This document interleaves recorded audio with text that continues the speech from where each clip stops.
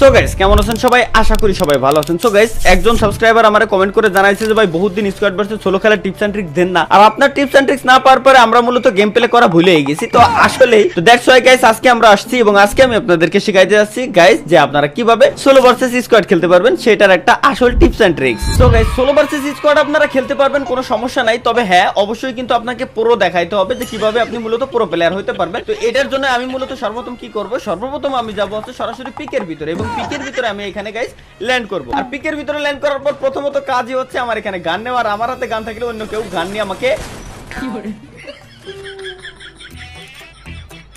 মারতে পারতো না যদি আমার হাতে ডাবল ভেক্টর থাকতো, তাহলে আমাকে মারতে পারতো না। মেরেই দিল গাইস। আমি মূলত ভাই ভুলেই গেছিলাম যে আমি আসলে স্কোয়াড ভার্সেস সোলো খেলতে আসছি, আর আমি ভুলবশত সরাসরি পিকের ভিতরে চলে গেছি। তো গাইস সরাসরি কিন্তু আপনাদেরকে পিকের ভিতরে ল্যান্ড করানো যাবে না, পিকের ভিতরে ল্যান্ড করা যাবে না। পিকের ভিতরে ল্যান্ড করা বাদে আপনাদেরকে সাইডে কোনো একটা জায়গায় নামতে হবে।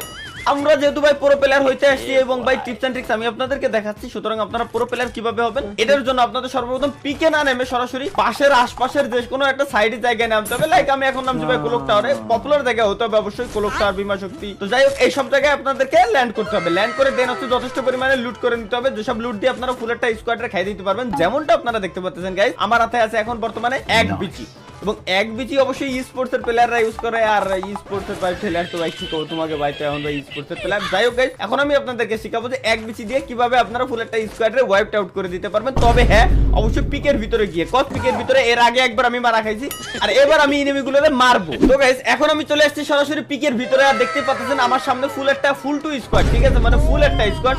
সোলো কোনো এনিমি না, দুইটা কোনো এনিমি না, ফুল একটা স্কোয়াড, পুরো চারজন মিলে আমার উপরে রাজ দিতে চাচ্ছে। তো সুতরাং আমরা এই জায়গা থেকে একটু ব্যাক করে নিলাম। এবার দেখাচ্ছি ই স্পোর্টস এর প্লেয়ারের গেম প্লে। ভাই এক বিচিতে ফুল একটা স্কোয়াড খেয়ে দিয়া যায়। লোল এরা আমরা ভয় পায় না কা ভাই, এটা একটু ব্যাক করে নিই। অবশ্য গিরে লাইতেছে লোল ভাই, আরে কিছু করতে পারবে না, টেনশন নাই। আয় হাই লোল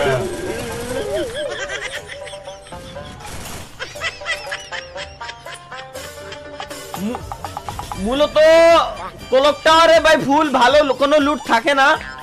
তো কোলক টাওয়ারের লুট দিয়ে আমরা পিকের ভিতরে আইসে আমরা স্কোয়াডে খাইতে পারবো না, স্কোয়াডে মারতে পারবো না। তো সুতরাং অন্য প্লেসে আমাদের মূলত ল্যান্ড করে ওইখান থেকে আমাদের এমোটামো নিয়ে আসতে হবে। চলো যেমনটা বলতেছিলাম যে গাইস আমরা আসলে উল্টোপাল্টা জায়গায় ল্যান্ড করে লুট পাচ্ছিলাম না, বিদায় আমরা ইনেমিরে পিকের ভিতরে গিয়ে মারতে পারতেছিলাম না। আর যেহেতু আমাদের পিকের ভিতরে গিয়ে ইনেমিরে মারতে হবে, এইটারই টিপস এন্ড ট্রিক্স। কারণ স্কোয়াড ভার্সেস সোলো তাছাড়া ভাই কোনো মূল্য থাকবে না স্কোয়াড ভার্সেস সোলো খেলার। সুতরাং গাইস আমরা এখন বিমা শক্তির উপরে ল্যান্ড করেছি, এখানে ল্যান্ড। তো ল্যান্ড করার পর এখান থেকে আমরা মূলত যথেষ্ট পরিমাণে লুট করে নেবো, যেটা দিয়ে আমরা ইনেমিরে ইজিলি ফুল একটা স্কোয়াডে ওয়াইপড আউট করতে পারবো। তো দেখতে পাচ্ছেন এই জায়গা থেকে মোটামুটি আকারে লুট পাইছি। তারপর আমি দেখতেছি যে অন্য কোনো মানে এক্সট্রা যে লুট গুলো দরকার ওইগুলো পাওয়া যায় কিনা, যদিও বা যায় নাই। তো সুতরাং আমরা এখন গাইস কি করব, সরাসরি এই জায়গা থেকে আমরা চলে যাব পিকের ভিতরে। তো এখনই গাইস আমাদের গেম প্লে শুরু হবে। পিকের এরিয়া এখনো শুরু হয় নাই, এখনো পর্যন্ত বিমা শক্তির এরিয়াতেই আছি, মিডল বরাবর আছি। দেখি এনিমি কোড আছে একটা, আরে সিঙ্গেল একটা এনিমি, সব বট শট ভাই আমার ম্যাচে পড়ে। লোল ভাই এগুলো দেখলে আমার ভাই খুব মজা লাগে। ইরাও ভাই আমার, ওই মারিস না, ইরাও ভাই আমার মতো আসলে স্কোয়াড ভার্সেস সোলো খেলার টিপস এন্ড ট্রিক্স দেখাইতে আইছে, কিন্তু ভাই ওরা তো জানে না যে ওরা চাইলেই তালহা হইতে পারবে না।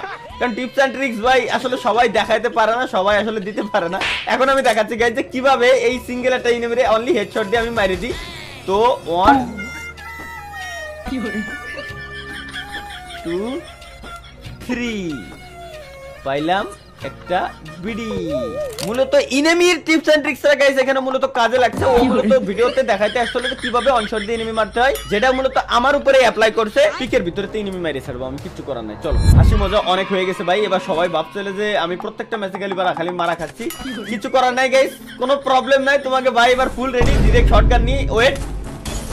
এই লেল ভাই সবাই ভাবছে, আরে ভাই সবাই ভাবছে বলা আমি মরে যাবো, বাট ভাই সত্যি ভাই বিশ্বাস, আমি সবাই অনুরোধ করতেছি এবার বিশ্বাস করতে, আমি আর মরতেছি না, আমি আর মরতাম না বড়া ভাই।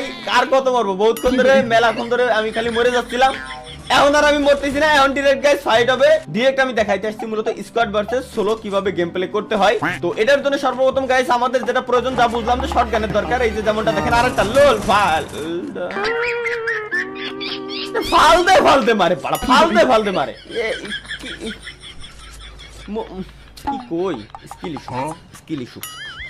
সো গাইস মূলত ভাই মেইন কথা হচ্ছে কি যে স্কোয়াড ভার্সেস সোলো খেলানোর যে টিপস এন্ড ট্রিক্স যেটা আমি আপনাদেরকে দিচ্ছি এখন, এটা হচ্ছে ভাই 100% অরিজিনাল।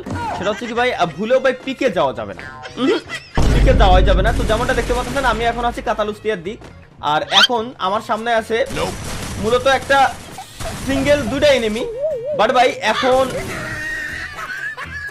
লবিতে গিয়ে মূলত আমি রেস্ট নিব। হ্যাঁ, তো লবিতে যাওয়ার পর আমি এখানে রেস্ট নেব এবং আমি চিন্তা ভাবনা করব এবং পরবর্তী ভিডিওতে আমি দেখাবো যে কিভাবে স্কোয়াড ভার্সেস সোলো খেলতে হয়। এই ম্যাচে আমাদের দ্বারা স্কোয়াড ভার্সেস সোলো খেলা হবে না, পরবর্তী ম্যাচের জন্য আমরা ওয়েট করি। পরবর্তী ভিডিওতে আমি দেখাবো যে কিভাবে স্কোয়াড ভার্সেস সোলোতে ম্যাচ বুইয়া নিয়ে আসতে হয়।